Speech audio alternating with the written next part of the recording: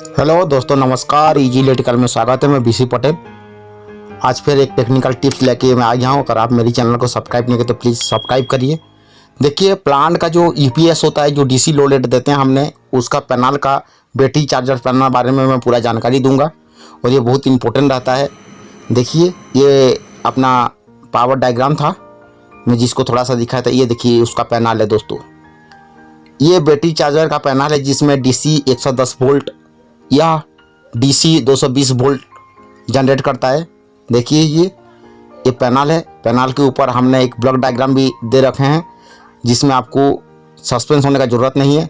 और इसमें 2 ऑप्शन है, जैसे एरोप्लेन की इंजन में ऑप्शन रहता है इसमें, इस तरह इस चार्जर में 2 ऑप्शन है। अगर आपका मोड 1 अगर काम नहीं कर रहा है तो मोड 2 में भी लेके अपने काम कर सकते हैं। ये बैटरी चार्जर पैनल का 2 मोड है, जैसे मोड 1 और मोड 2। ठीक है, उसी तरह से काम करता है दोस्तों। जैसे आपका हेलीकॉप्टर का इंजन 2 इंजन रहता है, एक काम नहीं करता तो दूसरा इंजन काम करता है, इस तरह ये बैटरी चार्जर भी मोर इम्पोर्टेंट रहता है एसटी पैनल के लिए। तो उसी के लिए देखिए ये कंट्रोल ट्रांसफार्मर है। हमने इसमें 440 वोल्ट इनकमिंग एसी सप्लाई दिए हैं। इसके बाद इन्वर्टर लगाए हैं एसी टू डीसी। और जब डीसी सप्लाई कंटिन्यूसली, इसमें जब सप्लाई रहता है तो कंटिन्यूसली ये इन्वर्टर काम करते रहता है। जब इमरजेंसी के लिए, जब अगर एसी सप्लाई फेल हो जाए तो उसका कंट्रोलिंग के लिए हमने इमरजेंसी लाइटिंग एंड ब्रेकर का प्रोटेक्शन ट्रिपिंग के लिए हमने डीसी सप्लाई जो यूज करते हैं इसी पैनल से यूज करते हैं दोस्तों।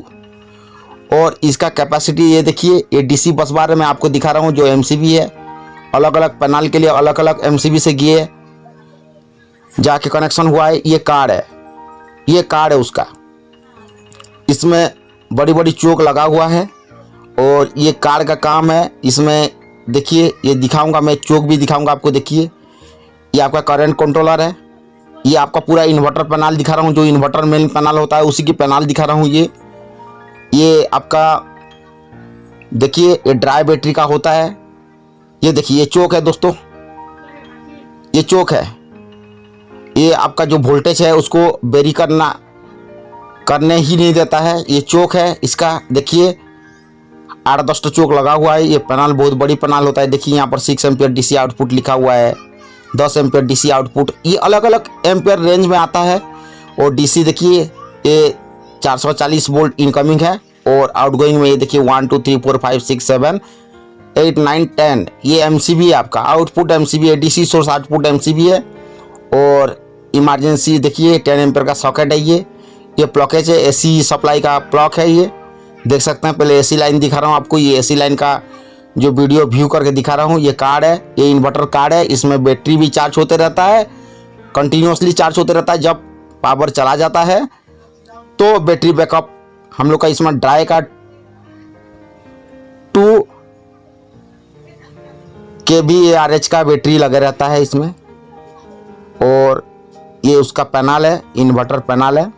इस पैनल को आपको मैं विजुअल दिखा रहा हूँ और इसके बारे में समझा रहा हूँ। इसमें मान के चलिए 1 पॉइंट काम नहीं करता तो इसमें मैं 10 पॉइंट का ऑप्शन रहता है, हम दूसरा पॉइंट में यूज कर सकते हैं। देखिए इसका सर्किट डायग्राम देखिए, मैं 2 कार्ड का मैं समझाया था कि इसमें FCBC ये बैटरी है, उसका डाई टाइप का बैटरी है। ये उसका पैनल है। देखिए बैटरी फ्यूज यूनिट है ये। और ये डाई टाइप का बैटरी इसमें कनेक्शन रहता है, ये सीरीज में देख सकते हैं। और ये उसका पैनल है। इसका पैनल का मोर इम्पोर्टेंट रहता है इसका फ्यूज।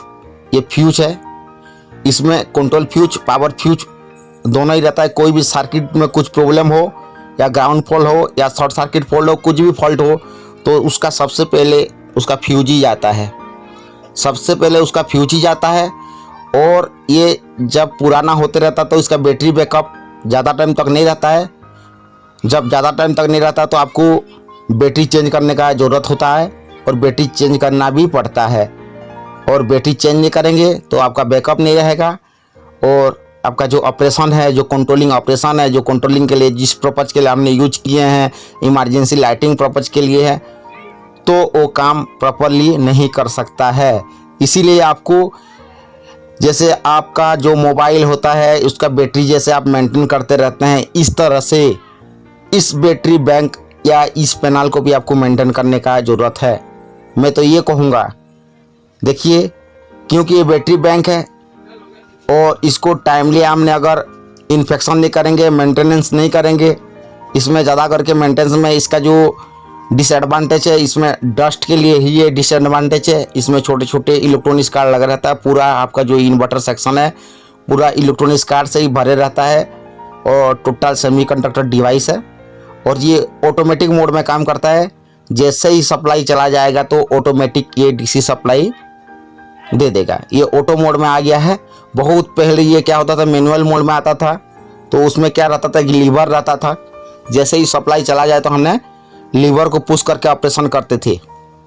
अब नहीं है दोस्तों, अब आपको सीधा सीधा ऑटो मोड में रहेगा और उसमें सप्लाई वेरी भी नहीं हो सकता है, क्योंकि इसमें करंट कंट्रोलर का साथ जो चापर लगे रहते हैं, हम लोग का डीसी चापर होता है, वो प्योरली काम करते रहता है और चोक जो वोल्टेज को वेरी होने नहीं देती है।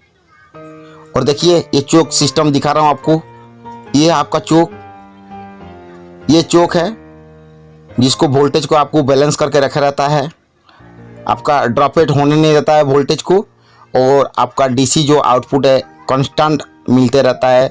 मान के चलिए 220 वोल्ट है तो 220 वोल्ट मिलेगा, 110 वोल्ट डीसी है तो 110 वोल्ट डीसी मिलेगा। ये RYB है, आपका 3 फेस इनपुट सप्लाई है। देखिए इसी की बात कर रहा हूँ, जैसे ऑन है ऑफ है, मतलब हम उस चैनल में हमने ऑफ नहीं किए हैं, मतलब यूज नहीं किए हैं इसीलिए ऑफ करके रखे हैं, और जिस MCB में हमने यूज किए हैं उसको ऑन करके रखे हैं। यही है उसका मेन फंक्शन, और इसमें ज़्यादा कुछ फंक्शन है ही नहीं कि इसके बारे में आपको डिटेल बताऊं। देखिए दोस्तों, इलेक्ट्रिकल का कोई भी इक्विपमेंट हो जिसमें इलेक्ट्रॉनिक्स पार्ट लग जाए तो आपको उसमें मेंटेनेंस केयरफुली करना ज़रूरी है। उसमें टेम्परेचर, इसमें ज़्यादा करके टेम्परेचर राइजिंग होता है, तो अगर इस पैनल को आपने अगर थोड़ा सा और मॉडिफिकेशन करेंगे, एग्जस्ट फैन एक तो लगा देंगे उसके टॉप व्यू में, जो जाली दे रहता है हीटिंग को पास करने के लिए, वहाँ अगर हमने एक एग्जस्ट फैन लगा देंगे तो और बेटर रहेगा। जो आपका टेम्परेचर है, हीटिंग टेम्परेचर है, वो नहीं हो सकता है। Thank you for watching easy electrical. ये था बैटरी पैनल के बारे में पूरा जानकारी, और आप मेरे चैनल को सब्सक्राइब करिए।